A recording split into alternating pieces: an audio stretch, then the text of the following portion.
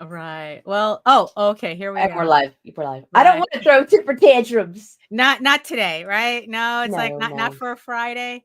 no, No. not on a Friday. Not Right. that it matters because Right. You know this. I got an earworm stuck in my head. Me too. What's yours? What's mine? Oh yeah, it's like when you walk through the door, it was clear to me you're the one they adore, who they came to see. You're a rock star. Everybody wants you. Player, who could really blame you? We're the ones who made you. Oh my god. Well then. Right. What's your Well earworm? then. Mine is Jewel. I was meant for you. Oh, Or you were meant for me, or whatever the fuck. right. I just keep hearing the fucking chorus, like, Uh-huh. and like randomly, I've been humming it for 3 days, and I don't Right. even like that fucking song. It's just stuck in your head. It's just there, and so I guess I'm Uh-huh. gonna have to listen to it in a little bit and whatever, Right. get it over Okay. with. All right. So, what day is it today, anyway? Good morning, everyone. It is Friday, October 6th, 2023. At least October is doing me the favor of moving very slowly. And if you are receiving extra friend requests from Nita's evil twin, Nita Lanning, it's legit, people. Right. Accept her, follow her, whatever. Uh-huh. Anyway, you ready Yeah. for plays? Jessica Simpson, sing the chorus. There we go.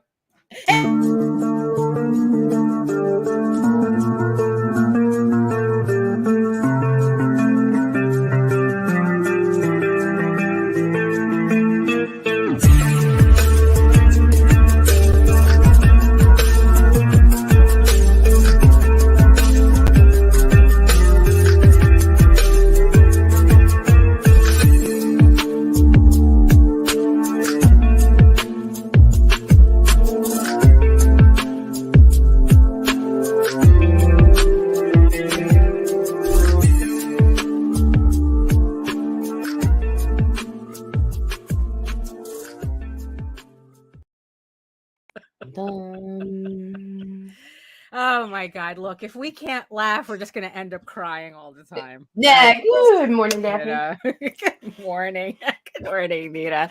Oh, and good morning, everybody joining us today on this another, well, at least on my end, a very dreary Friday. It seems like we have another hurricane off our coast. Woohoo! And, fun times for all.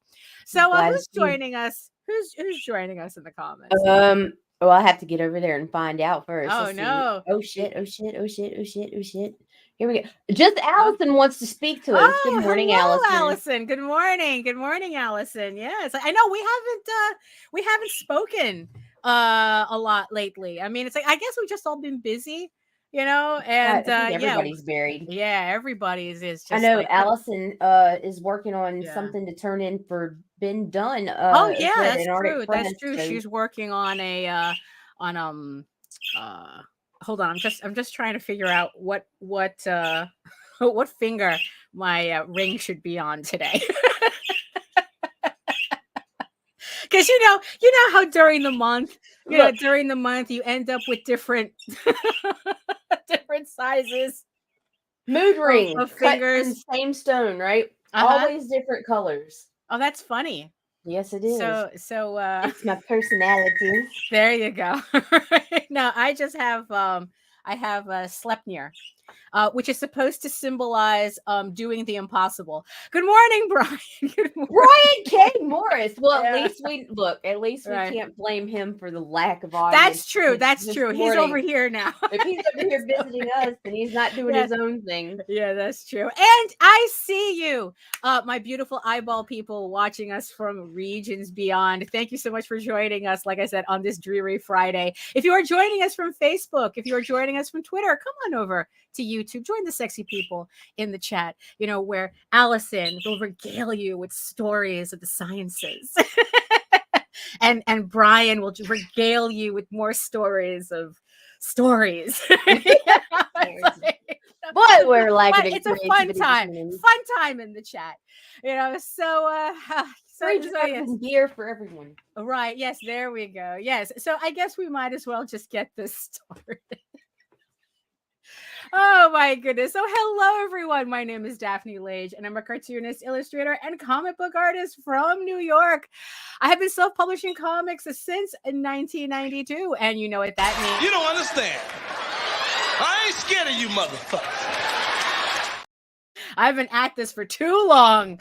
And I am known for the furry fantasy adventure Tall Tales. It's like, there we go. Furry fantasy adventure Tall Tales, which returns to Kickstarter in 2024. I still can't believe I have to say 2024. In 2024, with the latest story arc, Tears of the Mother, with the re-release of issues 1 through 5 and the brand new issue 6. So keep an eye out for that. And I'm also known for my mature audience's medieval fantasy drama, Eager Raven, Heir of the First Unicorn, which also returns to Kickstarter in 2024 with issue 8. Issue 8 already out of a 15-issue series. So yeah, we're already on issue 8. I'm on the last 2 pages of the issue. So hopefully I will be able to get proof of that very soon. You can read both my comics online at Tall Tales. That's TAILS online.com and egoworks.com, EGOWORKS. And you can check out all my videos on how I make my comics on YouTube at Daphne Lage. That's LAGE art, which also simulcasts through the Indie Comics Network. So make sure you like, share, subscribe, and hit that notification bell so you get notified whenever any of our shows go live. And to tell you more about it, here's Jessica Simpson. So anyway, my name is Nita Lanning. I have a channel on YouTube. It's Indie Comics Network. We talk about independent comics and the business and all the kinds of other stuff. And we're adding new stuff and just stuff. Right. It's just stuff. At indiecomicsnetwork.com. It's .com. Cut. Oh my goodness. So yes, also a little quick update for actually, because Jose actually brought this up and I didn't even think about it. For everybody still waiting for Eager Raven issue 7 to ship, my printer still, supposedly we're supposed to get an update today when I'm supposed to be getting those books. And what Jose had told me, it's like, you know what, probably the reason why we usually don't have an issue with the printer, it's just that this month it's been like, yo, dude, you had my files for 4 weeks already. Right. Jose said, you know what's probably tripping him up? And I go, no, what? Floods, hurricanes, what? New York Comic Con. Oh, yeah. New York Comic Con. Yeah. He's probably flooded with work right now, and time sensitive work. Technically, my stuff isn't time sensitive. So I remember when we were doing print brokering, anytime, I mean, really, it's like San Diego, right? Like the like 2 months before San Diego, we would get flooded with work. San Diego Comic Con are two, San Diego Comic Con and YoiCon. Those are the 2 conventions that we would always, just get inundated with work. Everybody trying to get their stuff out. Yeah. And it'd be very time sensitive material. And it's like, you know what? It's like, okay, now it's like, now that you brought that, now I don't feel so bad waiting so long, because like, oh, that makes sense. I remember how that was. So it's like, look, everybody's still waiting for issue 7. You're waiting just as much as I am. He has all my files. For all I know, they're printed and just sitting there, and he has to do all these other books for us. I don't know, but trust me, the second I find out when I'm supposed to be receiving those books, I will tell everybody.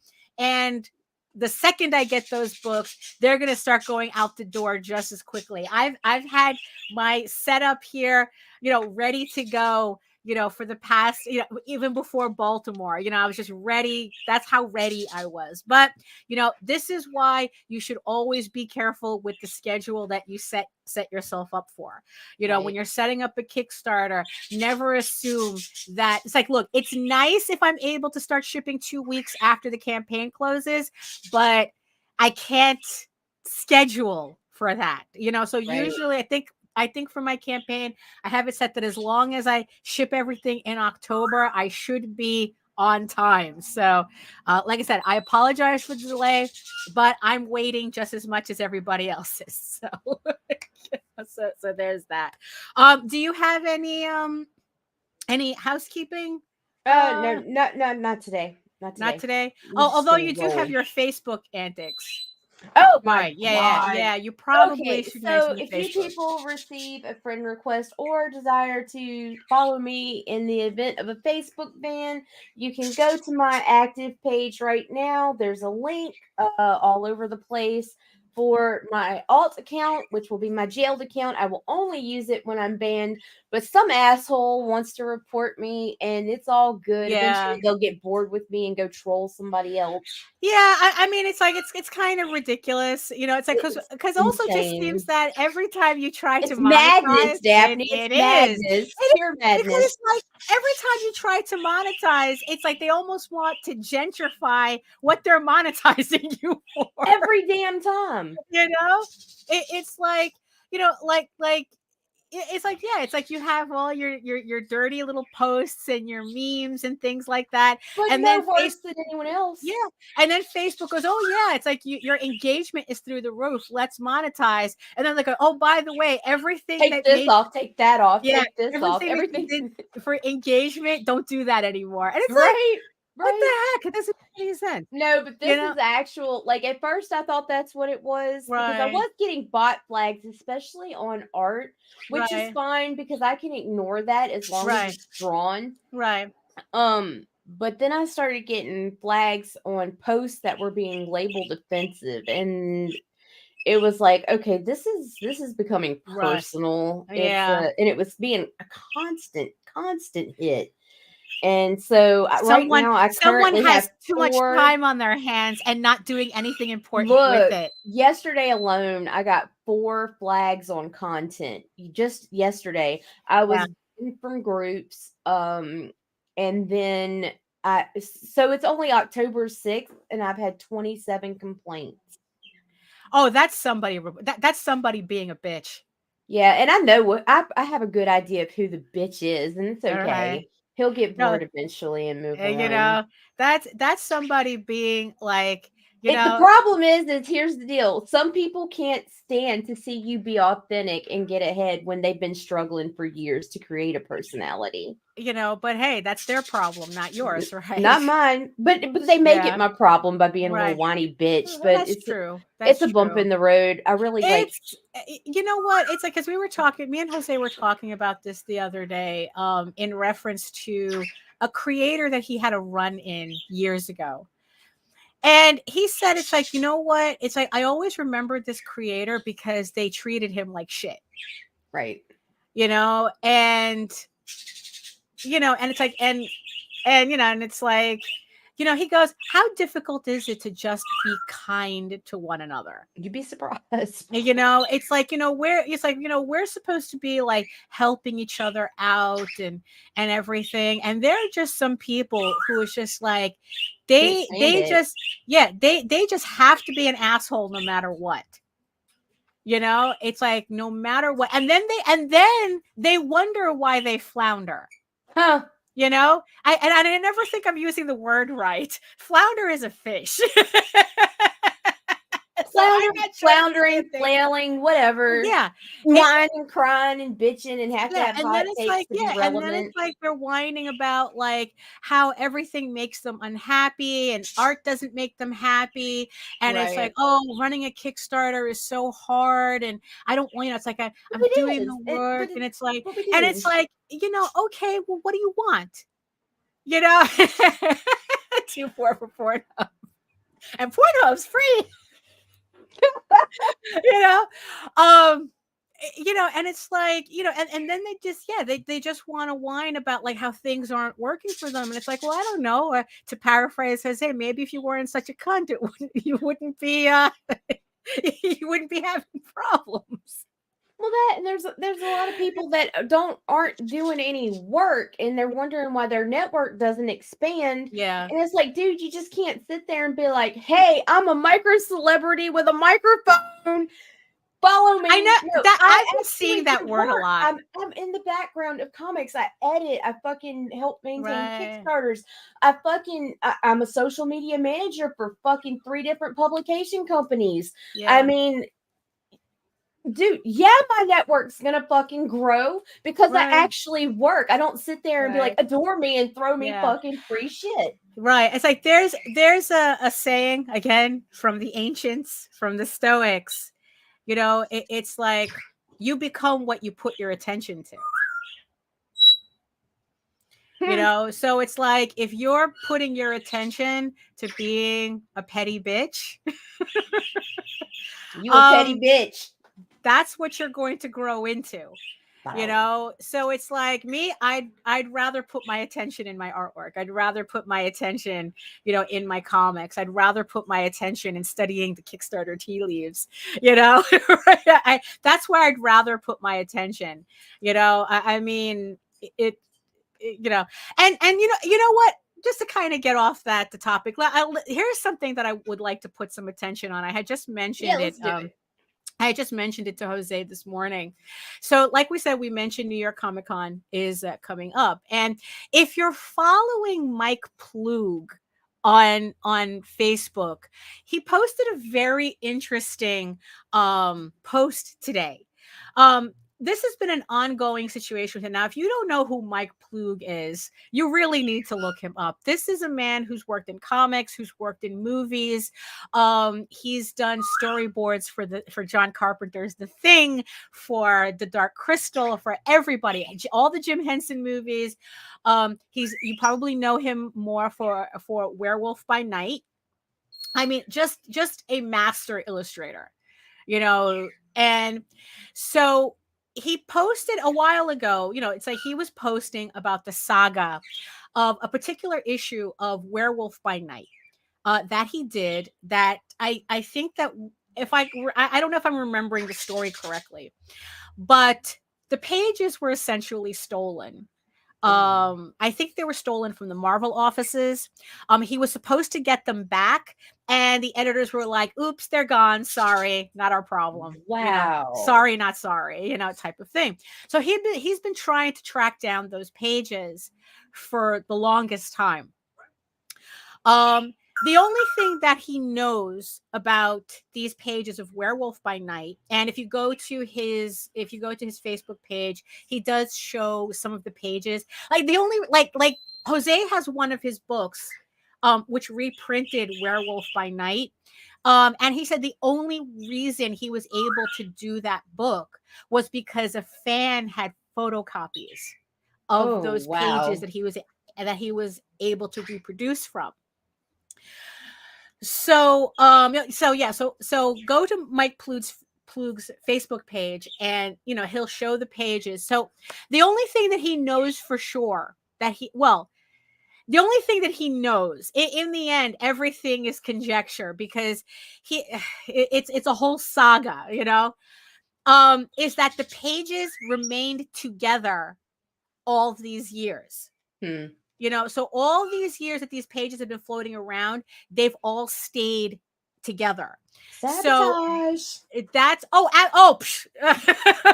you know, so what happened was that he would have people contacting him about, oh, I know where the pages are. I know where the pages are. I know who has the pages, right? But none of them would follow through, because it seems like all of them wanted a little something for the information, you know? And this last time, I think really, really stuck in his craw, because he said it was somebody who he thought was a friend. And they said, oh, yeah, I could get you those pages back like nothing, but I want something in return. And all Mike Plug said that the guy had wanted something so exorbitant that he told the guy to fuck off. That let's just say they're not friends anymore. Yeah. So when I was telling Jose this story, because when I years ago, when I first saw him Mike Plug telling this story about the missing pages, professional artists from Marvel literally flooded his feed, telling him to get over it, to let it go. Those pages are not his, and Jose started laughing. And he goes, yeah, because those are the motherfuckers stealing the artwork from Marvel. Right. He's going, nah. A lot of those artists were notorious for stealing art from Marvel. He was saying that, what was the guy, what was his name? Not Glenn Keane. Glenn Keane's the animator. Gil Kane, that allegedly, that he was a little 5-finger discount boy. I guess when he was working at DC or whatnot, that he would regularly steal artwork and sell them. So I'm not sure. Was it Gil Kane? I don't know. It's like, well, Jose says that it's like usually professionals will fight the idea of these being stolen because they're the ones stealing them. So Mike Plug had this big old fight on Facebook with these professionals over these pages. And pretty much he was telling everybody to go fuck themselves. And for years he's been tracking down these pages, and it's been a sore point for him. So he did a final post today, because he says after this he's not going to talk about it anymore. After this, that's it. So he says that he was given a tip that there's a dealer from Ohio who's going to go to New York Comic Con, who's going to be at New York Comic Con. And what he's asking fans to do is to find the dealer that has his pages, if he's there. So what we're looking for is at I keep saying San Diego, no, New York Comic Con, is he's asking people to look at the dealers selling original artwork, and if they see his Werewolf by Night pages, to take pictures of the pages, to send him the information of the dealer, but privately. He says, do not post any of this public. Just DM me privately. And the hope is that if we do this privately, the dealer will do the right thing. So, and he said, so he was saying that, like, after this, he doesn't want to, exactly. I just shared it today too.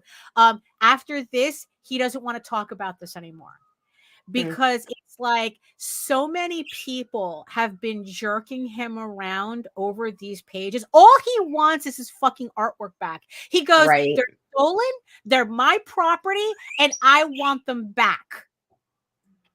That's all he wants. And to see professionals pushing back on that on him, to see people fucking with him on that. Mike fucking Plug, and people are like going, yeah, maybe I know something. I mean, it's like it's just absolutely that's a real dick move. It really is. Speaking of people deciding that it's easier to be a dick than to be kind, right? So, and the thing is, though, is that he didn't know who this is probably the first time he might have a chance on finding out who the dealer is that has his work. That is pretty much dealing in stolen goods. Right. So, and I guess he's hoping that he finally gets that information so he knows who to focus on. Right. So yeah, so it was just like very, very dramatic, because I had been following this on and off for it seemed like a while. I don't know. I lose my sense of time, especially lately. So like we do. Yeah, but yeah, so it's like it was just like, holy shit, that this is what it's come down to. Dude just wants his artwork back, and people are pushing back on that. I mean, it's like, yeah, exactly.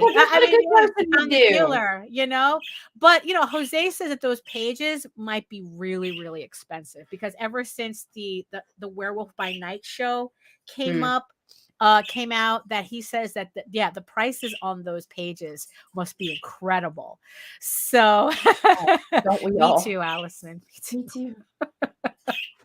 So, I mean, was that a public service announcement? I don't know. Are you going to be at New York Comic Con? Help Mike Plug out. Be a spy for Mike Plug. I would be all over it. Yeah, I would too, but I'm not. I'm not going to New York Comic Con. So, but I mean, it's just You're not even going to go just to attend? No, it's too expensive. It's too expensive. It's like I'm not in my best financial. We have some right friends now. that'll be there though. Oh, that's true. Yes. Who's going to be there? Rosario George is going to be there. Yeah, Rosario is going to be there. Yeah. There are a few others. There are a few others. Yeah. Usually everybody shows up. Morning, Grant. Hey, Grant. Usually everybody shows up at New York Comic Con. It's just that, I mean, for us, it's like, luckily, Rosario has an extra badge, so Jose's going to be able to go for a couple of hours. So, gets to see how Rosario works, at the show. Yeah, exactly. But usually, for me, it's like, no, because like what? It's like a 3-day ticket is like $100 and something or something. And it's like, oh, I got better things to do. Yeah. I got better things to do. Yeah, and broke as fuck. I'm like, seriously, like after the other day, dude, I wonder, I wouldn't do a GoFundMe because I believe that should be for like medical funeral type. I really believe that GoFundMe is like a necessity charity type thing. Like we're desperate, we're going to lose everything, that type of thing. Yeah. But I am dead seriously thinking about fucking opening up that account to donations to get my ass back to New York, back to New Jersey, and to Miami.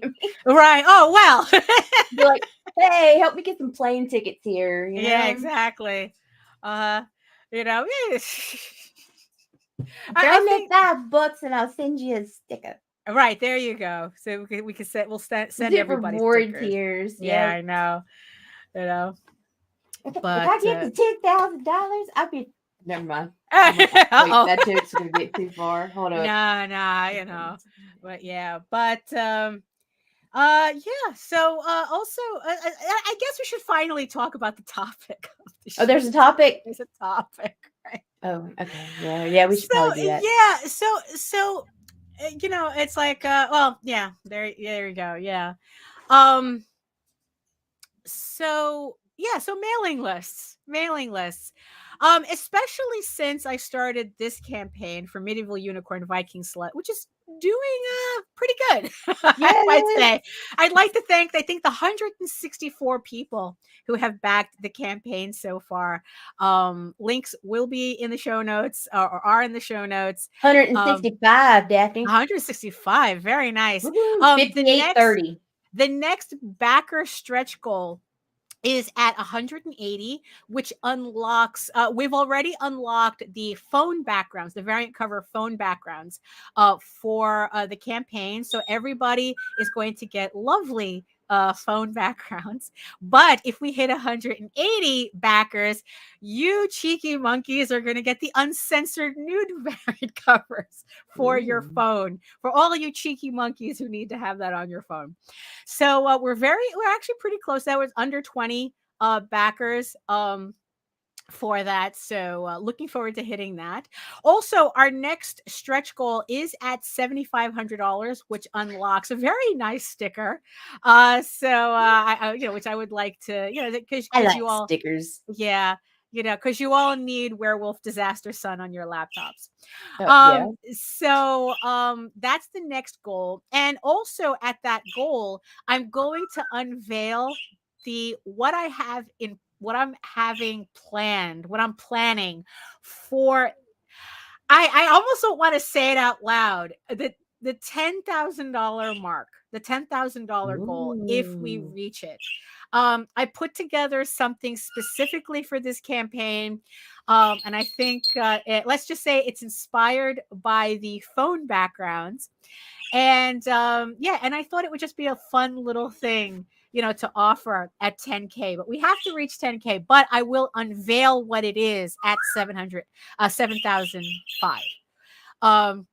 7,500. Jesus, numbers. It's close enough. Close enough. Maths, numbers. Yeah, exactly. So this campaign, we've always talked about how this has been like kind of like an experimental campaign for me. Yes, it's all for the science. And we're kind of running with several different hypotheses for Kickstarter as to how, like differently do I need to run a campaign to kind of like move the needle, a bit. um I mean, and one of the main things that I've been really utilizing on this campaign is my mailing list. And especially with using BackerKit, I was able to consolidate everybody who ever pledged to any of my campaigns and put them together in one spot and be able to send out notifications that way, emails, Right. that way. So that way, because before Kickstarter, you would have to go through every individual campaign to send out notices to everybody who backed. And what Right. happens is that I have 7 issues, right? Which means that there are people who backed from issue 1 who are going to get 7 identical emails in a row. Right. So Kickstarter wasn't very efficient with that. In fact, So it's likely to get you muted. right, exactly. So with BackerKit, they consolidated everybody onto one list. So now I just send out one email, and the people who needs to get them, they just need to get it once. So that was like a good thing. Like really helped me streamline that. And then combined with MailChimp, I was able to use that list to separate all my backers from my MailChimp list, and then like separate out the segment that they signed up either through my website or at a show or whatnot. So these are people who didn't sign up through a Kickstarter. So maybe they're not familiar with that. So because of Right. that, I was able to separate them. I'm able to send separate emails to them. And kind of like hammer them a bit because they're also coincidentally the same people who don't really open my emails consistently. So, but we've always spoke about like the 2 things that you really when you're doing all this, that you really, really do need to have. If you're just starting out, you need a website and you need a mailing list. And a social media presence. Well, that kind of is like step 3, because it's like technically, you're going to use that social media presence to build up your mailing list. Absolutely. So that would really be step 1 then, huh? Yeah, well, technically, I mean, maybe not, because if you do a lot of conventions, you can build up. Because honestly, the one thing that I regret in terms of the mailing list is like there was like a 10-year span where, I think it was like between us not being in Diamond anymore. Right. And then like the advent of Kickstarter, there was probably like a 10-year span there. And the one thing that I regret is not building my mailing list in that time period. Because we were still going to conventions, we were still doing things. I mean, I still had, a social media presence, because I've had my website forever.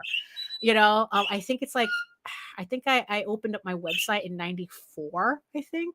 Right. I think, yeah, probably around 94, I think. So, or even earlier. I would have to look it again, but so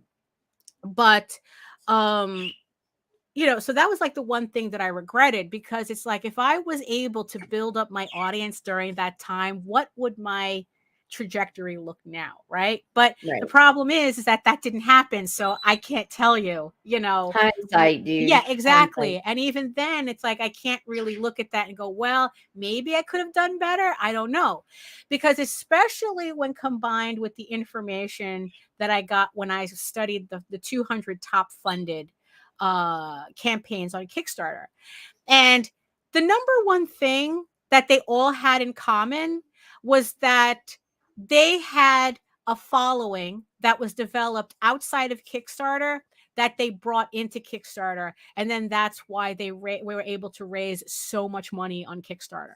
Right. You know, in the end, you could say it's like, oh, it's this type of book or that type of book. It's kind of like that's kind of secondary, you know, because in the end, if you don't have the audience to sell to, it doesn't matter what you're selling. It's not going to sell. You don't have an audience. So the thing is, so it's like you need the website to be your hub, because even though you have all this social media presence, that's your audience being controlled by somebody else. Right. And, you know, and it's like the whole thing with Facebook that you were talking about, you know, you can build your audience on Facebook. What happens if Facebook decides it's like, yeah, you know, we don't like you anymore. Followers, we don't like they're you ready anymore. to crash that. I'll have nothing. But I mean, to me, that's numbers. You could build those back up. Right. But the thing is, though, you're at the mercy of what Facebook wants. Right. You know, you're at the mercy. Like when you're on YouTube, you're at the mercy of being advertiser friendly. Absolutely. You know, it's like we learned that one the hard way. Yeah, I know, really. You know, so you need a base that you control. Right. You know, so that's what the website comes in. It's like, okay, so here's a base. You can have that for like, you know, okay, so here's all your social media on your website, but your website is where you will always be able to direct people. Right. You know, and then from there, you get them on your mailing list. Which is honestly a lot harder. I mean, I'm not saying any of this is easy to do, because it's like the thing that I find frustrating, especially now that I'm able to really concentrate on this, like around like 300 people, that these are people who voluntarily signed up to be on my mailing list. And that's what I wanted to really talk about. Is how do you get that fucking conversion? What kind of incentives do you offer? Right. You know, your what I did, sure. It's like, so when you go to my website, and but pretty much anywhere I mention it, right? So I give away PDFs for free for signing up. So I know that there's kind of like a lot of controversy behind, oh, why are you giving your work away? You know, it's like if you give your work away, nobody will buy it. And it's like, that's not necessarily true. You know, and the thing is, though, is that depending on how much content you have, you can't afford to give stuff away for free. You know, because in the end, it's like you need to incentivize people to sign up for your mailing list. One, they have to be interested in what you're doing. That's true. You know, but if you offer them something to seal the deal, that usually, you know, so you go to my website and you get like $40 worth of comic book PDFs. So you get like the first 3 issues of Tall Tales, the first 3 issues of the Oswald Chronicles, and you get a sampler of Eagle Raven. Right when you sign up. So, you know, you want to try all our books. This is, you know, here's the way to do it. It's like, you want to read it for free, just sign up for the website, sign up for my mailing list, and you get to read all these comics for free.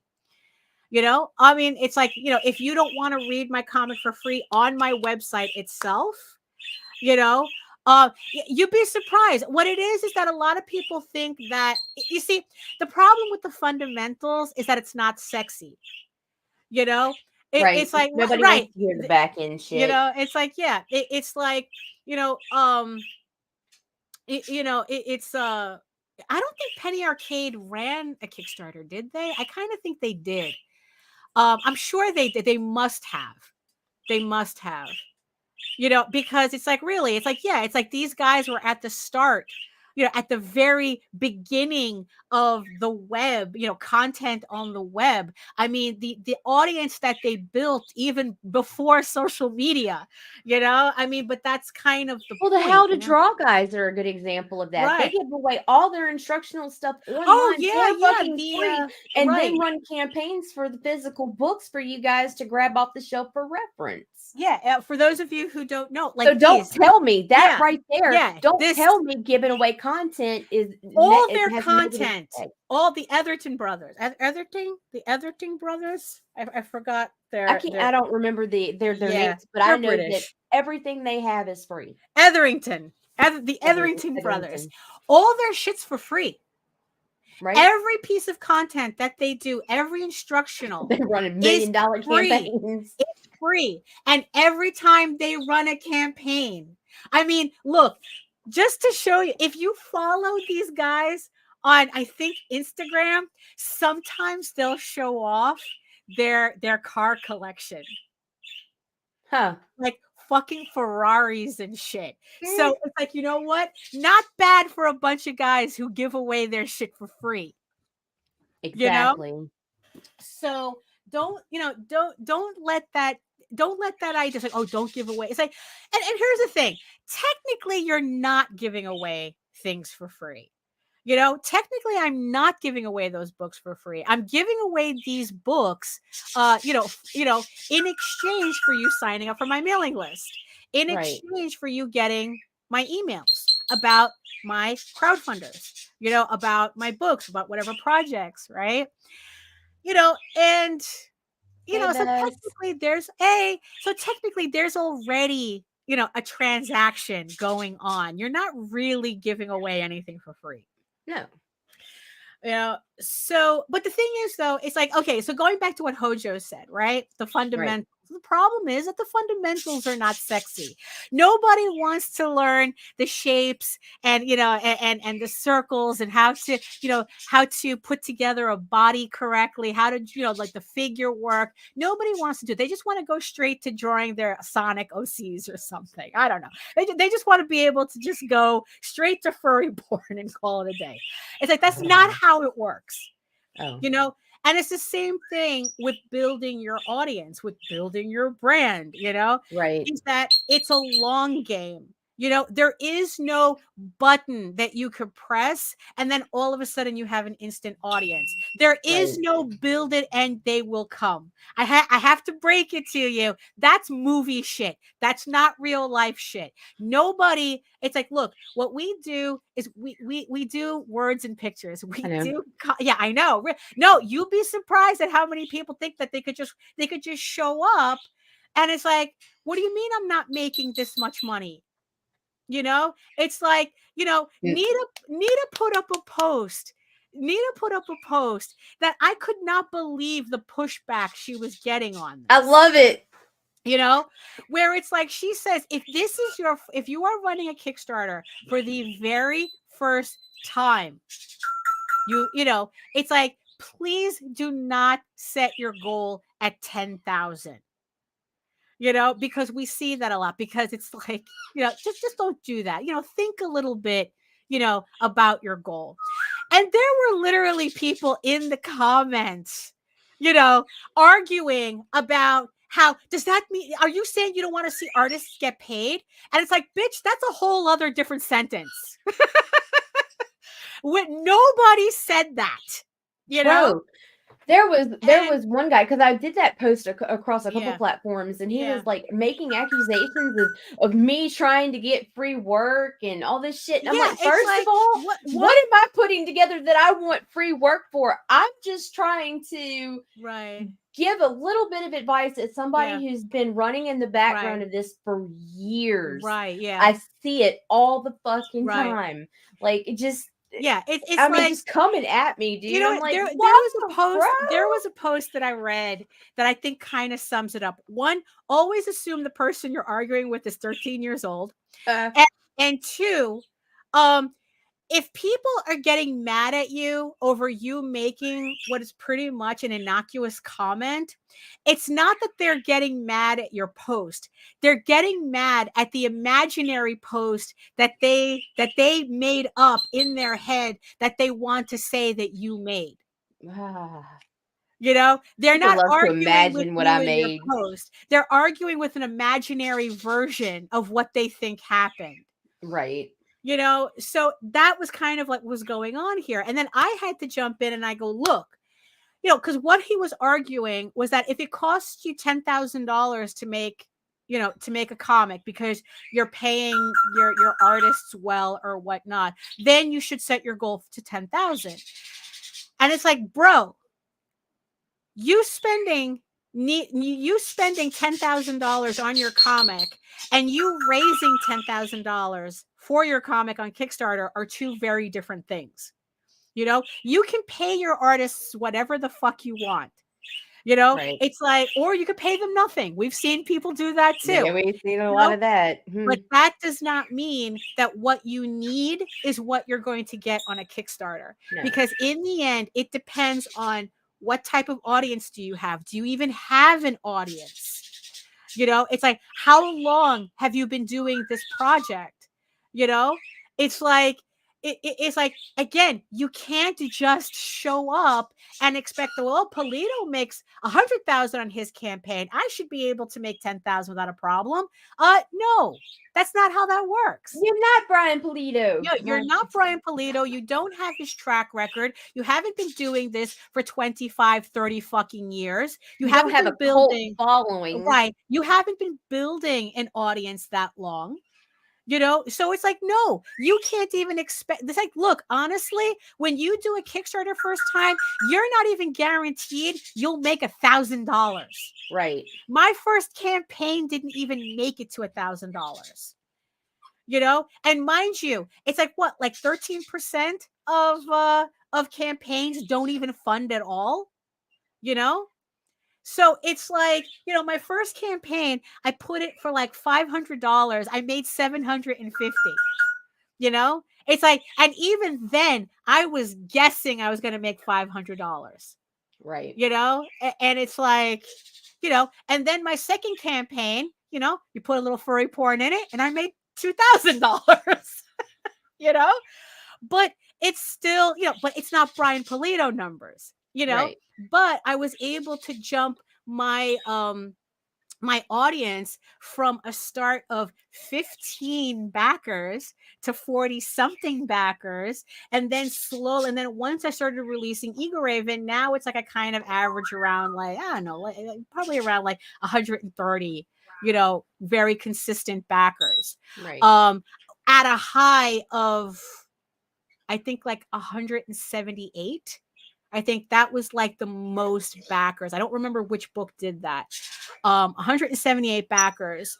And I'm slowly growing that. It's like, I mean, 178 backers don't sound like a lot, but I mean, when you consider the average classroom holds like 30 kids, Huh. I mean, that's okay. So that's like, imagine being a teacher having to teach 3 classes, I mean, it's, so it's a slow game. It's a long haul, so it's like, yeah, people don't like fundamentals because it's a grind. And it's like, yeah, It's more work. Yeah. But it's if you're not in it Right. just for a paid Right. hobby, this is Yeah. what you gotta do. Right, exactly. And you see, and that's the thing too. A lot of people, really, well, you see, that did work. Yes. But at the same time too, I mean, I still had to hustle on that campaign, just like with this campaign that also has furry porn on it. I still have to hustle for this campaign.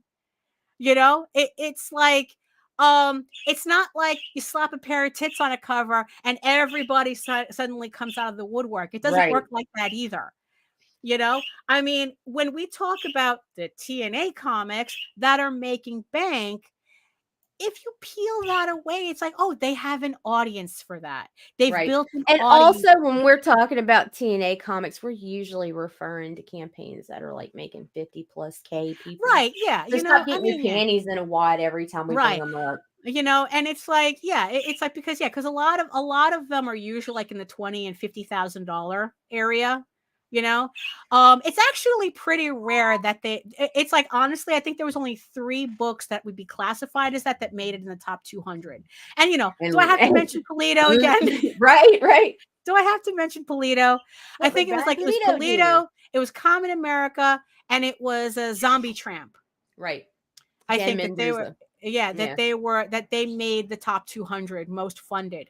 Everything else was these were kind of like web comics, early web comics that they've been doing their shit for like 10, 15 years. And then they Right. finally put out an omnibus on Kickstarter. You know, I mean, that's what most of them are. And that's the thing too. And that's, you know, what I want to, you know, it's like your book can sell if it has the audience. Right. You know, but you have to cultivate that audience. You know, like I said, just slapping a pair of tits on your cover isn't really going to give you a superstar, you know, campaign. I mean, I'm here floating around at like $5,600, you know. Bring us your trade. You know, you see, and that's the thing too. What I also learned from this, what I'm learning from this campaign as well, that it's really convinced me that people are waiting for trades. Because this campaign has 3 one-shots on it. So it's a one and done. You buy the books, that's it. You don't have to buy anything more. Everything is self-contained. It's a self-contained story. But my regular series, Air the First Unicorn, I mean, I was convinced when I saw that drop off after the first trade that that's what people wanted, but I still have to build up to the trade, putting out the individual issues. But the way I see people on this campaign, I'm convinced that they're waiting for the trade now. So that's, you know, so it's like, you know, so now that's just making me rethink my floppy campaigns in the middle, in between trades, so that they could be a little bit more tighter and more efficient. You know, so that in the end we're building up to an event, but those floppies themselves are not events. You know, so that's kind of how, you know, I'm kind of like rethinking everything, you know, with that because of this campaign. But honestly though, I really do think that really utilizing the mailing list this time around, being more efficient with my mailing list, I think really helped with this campaign. And I'm curious as to whether it's repeatable on my next regular campaign. So when I put out like Tall Tales, you know, Tears of the Mother, when I put out that next set, or when I put out, you know, Eagle Raven issue 8, it's like, will I be able to transfer what I learned on this campaign, and will it work for those campaigns? Well, let me ask you something. Yeah. Brainstorm with me for a minute. Sure. Okay. Okay. So take me for an example. I'm not offering an IP. Right. What kind of suggestion would you have for someone like me who would want to build my own mailing list? This way I could produce a newsletter monthly, right, to update on the network and what we're doing with the Indie Comics Network brand, right, as well as when people who are associated with the network are live, right, share their campaigns. Right. That's kind of a Like, tough one, because it's not like you have if I don't have store. a product to offer, Right. like, how would I get Right. a conversion for a sign up? Well, you see, I think in your case, because you know people, Right. that maybe what would be a good idea is to kind of like team up with somebody, you know, to kind of like say, if, you know, like, you know, sign up for the Ragin list, and then maybe you get like, yeah, it's like, okay, you can get like a different issue of Oswald, or a different issue of Eagle Raven, you know, or maybe like, you know, maybe C has something that, you know, maybe like he could put together, like, I don't know, like, oh, dude, so maybe like the Kickstarter reward, I could go in and be like, hey, everybody, throw me a issue 1.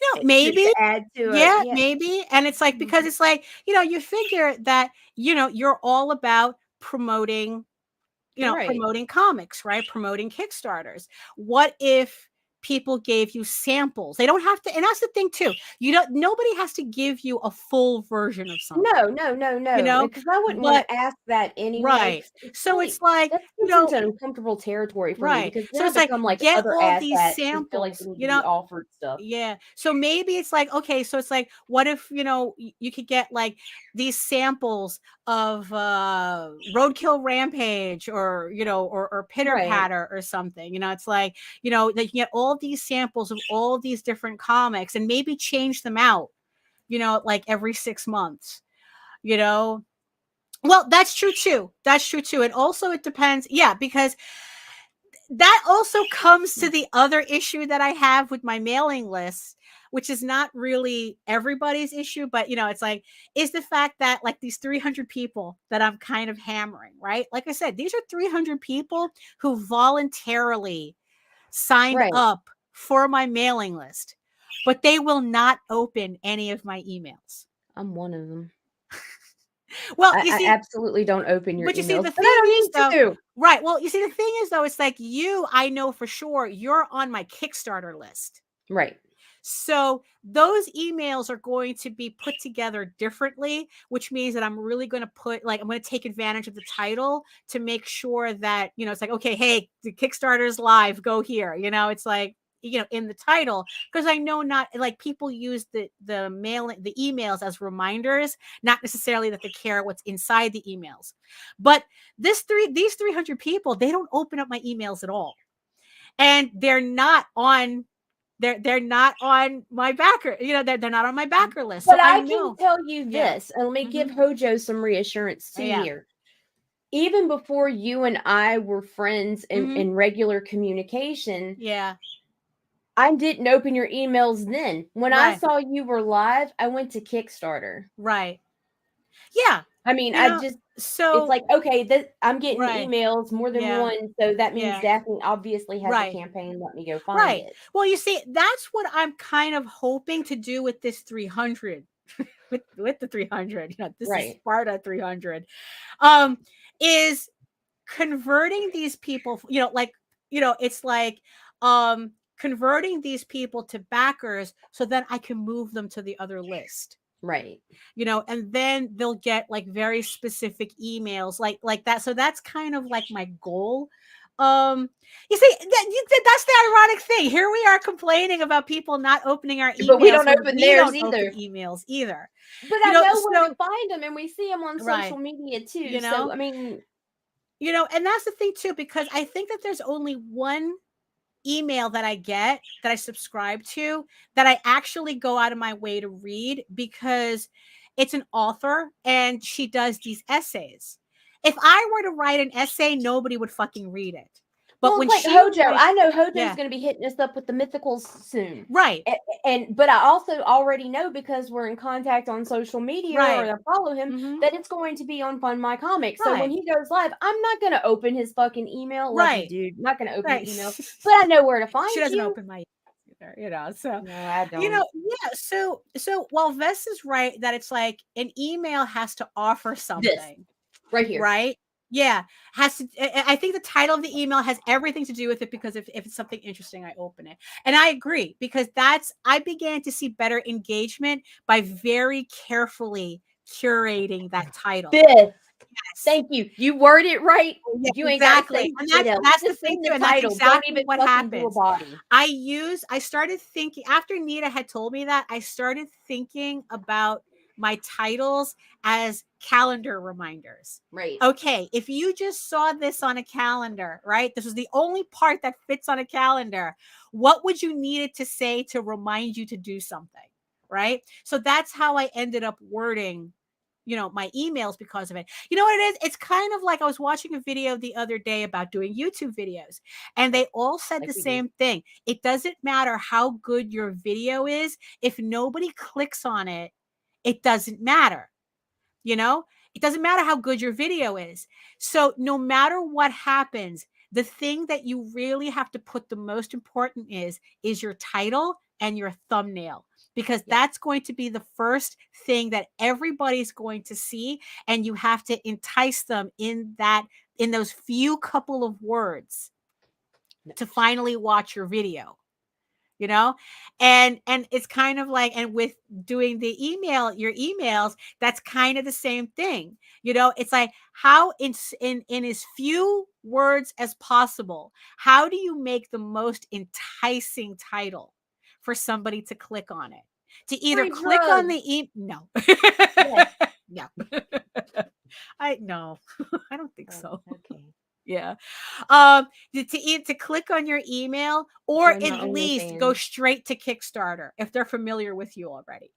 Hmm. It's like, so yeah, it's kind of like trying to find out. It's like spending a lot of time trying to figure out what works for your audience, because I know for a fact I don't have an audience that reads essays, Right. but Right. I'm on the mailing list of somebody who writes essays that I will read. So and conversely, right?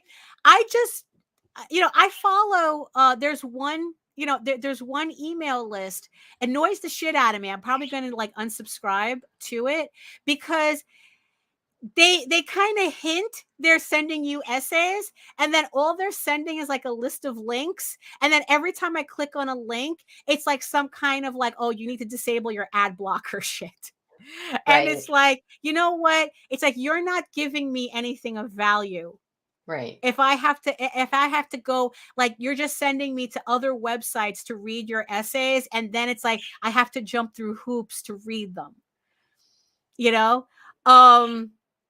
So so that's also something, it's like, yeah, you just have to kind of like figure, but again, it's part of the work of trying to figure out, it's like, you have this audience, how do you massage that audience, to kind of like to pretty much eventually just become your biggest fans, and they do the advertising for you.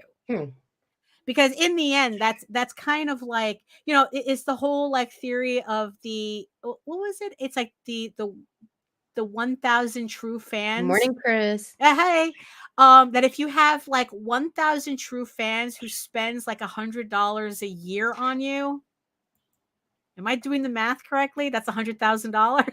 Just pretend numbers. Numbers. So it's like, so every time they, so it's like, so I just need, I'm like the Haunted Mansion. I just need 999 of those. I just need 909 and 909 happy haunts. The reverse of the Haunted Mansion. So yeah, so it's like, so you want to get the true fan theory. That's kind of like how you want to get, it's like, shit, even if I had just half of that, it's like, if I just had like that many people, half of that, 500 people spending $100 a year on me, I mean, it's something like that. You guys, you can look it up. It's called the true fan, the 1,000 true fans theory. So yeah, so that's kind of like what you're building to when you get to a mailing list. Now, caveat, speaking of people who always think there's a shortcut to everything when there isn't. Every mailing list app that I've seen, including BackerKit, none of them will accept if you buy a list from these list builder things. Right. Like if you buy like, oh, these are 10,000 people who signed up for a fantasy mailing list because they were running a contest, and they sold the mailing list, and they sell the mailing list to you. Nobody will accept that mailing list. You cannot upload them onto MailChimp. You cannot upload them onto BackerKit. You cannot upload them anywhere. You cannot turn that into a usable list. I almost lost my MailChimp account by doing something on a much, much lower, smaller scale. And I had so many unsubscribes in a 24-hour period. MailChimp put me on probation. Damn. And it's like, and I wasn't really able to use my list for like 30 days or something. I wasn't able to use my account, because what that tells them is that these people were signed up without their permission, and you're spamming.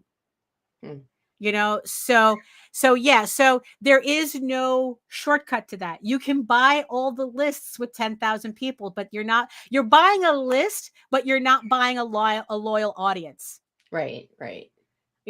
So if you're building, if you're building your mailing list and you kind of get tempted to get one of these, list builders, do not do it. You will lose your account, and also just remembering Tyler the other day when he came in telling me not to run Facebook ads for an adult book.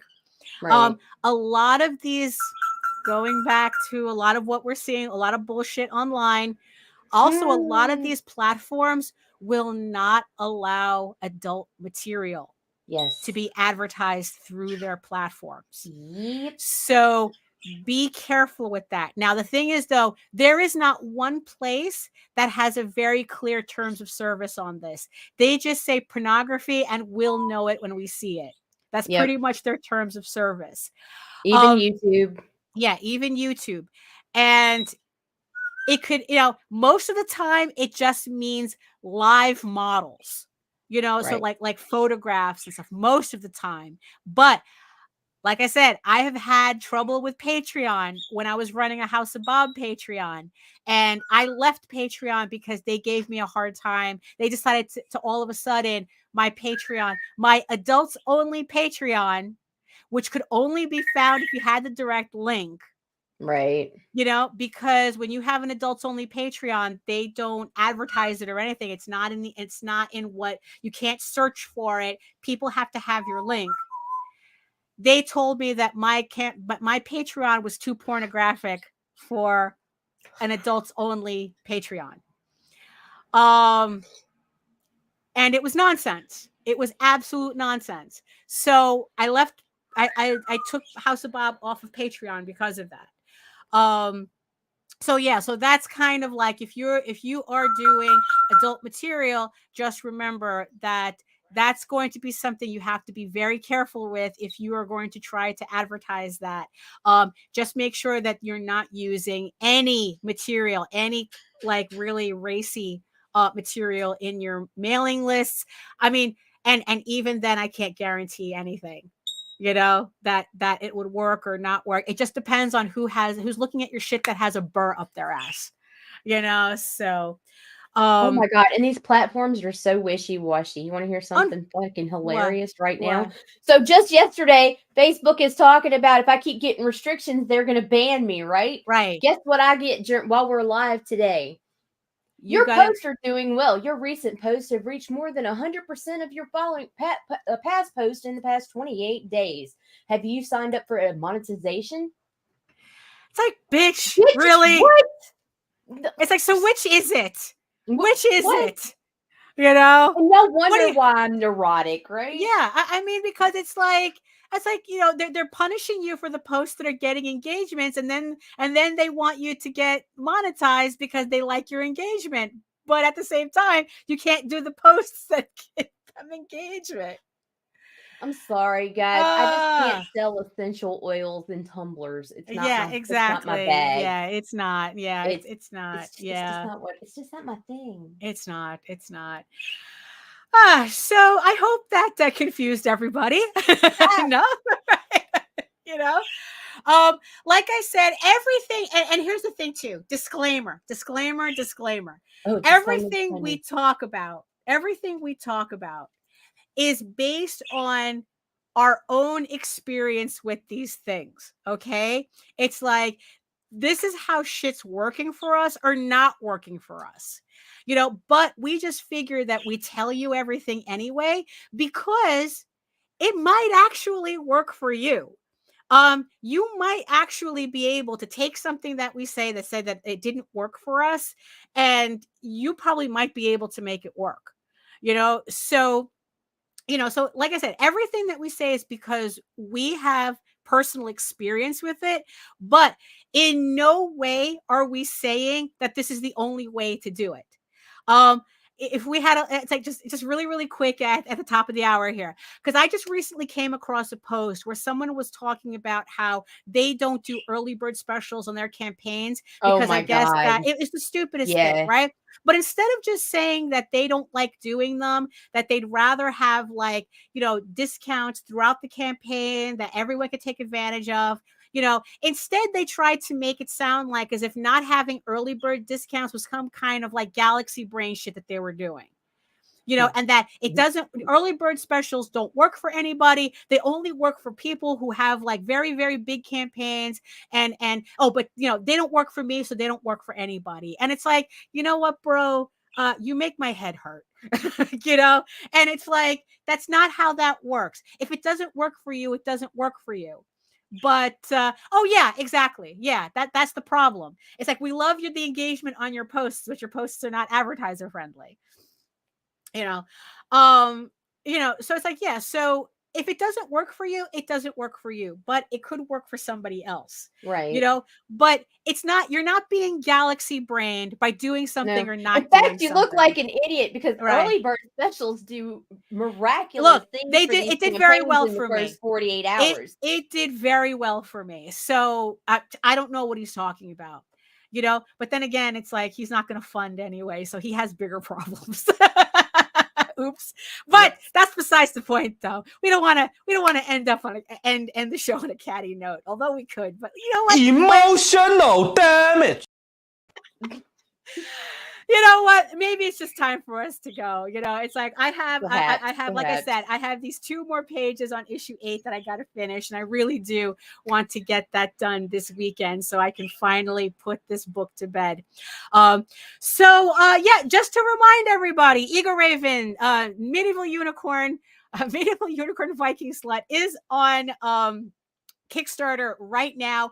Thank you so much, everybody who supported the campaign so far. We're so close to breaking my backer record on this campaign, and I'd really love it if you could, join us in celebration of me just goofing off and putting it on Kickstarter. So also remember this, also it has a sister campaign, Sky of Thorns, by Krista Crawford, who's going by the pen name Fleur de Villainy. She is also on Kickstarter. The link is on my Kickstarter if you check both out, because if you support both of our campaigns, you will get a special collaboration print that I will send to everybody in either digital or physical, depending on what there you go. So yeah, it's like, look, it's all different things, whatever works for you. It's just like some people say that collaborations don't work. I don't know. This collaboration seems to be working really fine for me. So I don't have a problem with it. It just, whatever works for you, whatever your audience wants. People, what works for you might not work for some. Right. It's just how it goes. Yeah, exactly. So if you support, Sky of Thorns, Eagle Raven, on Kickstarter right now, support both campaigns, get a special collaboration print for supporting both of them. And I think that's pretty much it for any last words, any final words, thoughts, anything this afternoon, because I think Allison's going live, and also be sure to tune in 11 p.m. Eastern tomorrow night for C and possibly Jaden's premiere of Art Style Kamikaze, depending on whether or not I can get her back from her grandmother. She's been there you go. Oh, by the way, also being reminded, because she's wearing the t-shirt, Sam Vera has the latest issue of There's an Alien in My Toilet, issue 6, Peekaboo, I See You. So if if you want to catch up on, just pick up issue 6, or you want to catch up on the entire campaign, including the first trade paperback, There's an Alien in My Toilet is on Kickstarter right now. He's funded. He's working on the next stretch goals. If he gets, I think 2 more backers, he's going to raffle off 2 Samurai Duty t-shirts for, as a reward. So, you can also head on over. I will make sure to put a link to that in the show notes as well. So that's it for me. That's it for Nita. Thank you so much, everybody in the chat, for joining us this Friday. Thank you so much to our eyeball people who could be doing anything else, but they decided to spend it here with us because you're, my big, beautiful eyeball on my screen. So there you go. So thank you so much. So here we are at the end of the show. If you want to learn more about me and my artwork and everything else that I do, you can head on over to my main portfolio site at egoworks.com. That's EGOWORKS, where you can find links to all of my galleries and social media sites, but I mostly post to Facebook. If you're interested in seeing sketches and current work in progress and whatever live updates I may have. And remember, you could also catch me here on YouTube, on my channel, which also simulcasts through the Indie Comics Network as well. I run a semi-weekly art live stream Wednesdays at 4 p.m. Eastern, 2 hours of me just drawing and babbling. I did have one on Wednesday where I was drawing out in Clip Studio Paint, one of the last pages of Eagle Raven issue 8. So if you missed that, you can watch that in the playlist. There's a playlist for that you can catch up on that as well. So, and remember, you can read Eagle Raven, Heir of the First Unicorn for free, uploading every day, Monday through Friday. But if you prefer your fantasy to be more of a furry Lord of the Rings adventure, you can follow the link over to Tall Tales, TAILS online.com. And not only can you read the first 20 issues of Tall Tales for free, but you can catch up on the latest story arc, Tears the Mother, which is also currently uploading Monday through Friday. Again, thank you so much for joining us. And in the words of the ancients, eat your food, moisturize, mind your business, and do the work. Because when you actually do the work, you never have to fake any of your accomplishments. Yes, the road is long, the road is bumpy, but it's worth every minute. So just persevere. If this is something you really want to do, it's worth every minute of it in the end. Thank you so much, everybody, for joining us, and we'll see you next time. Well, then get your shit together. Get it all together and put it in a backpack. All your shit, so it's together. And if you gotta take it somewhere, you know? Take it to the shit store and sell it. Or put it in a shit museum. I don't care what you do. You just gotta get it together. Get your shit together.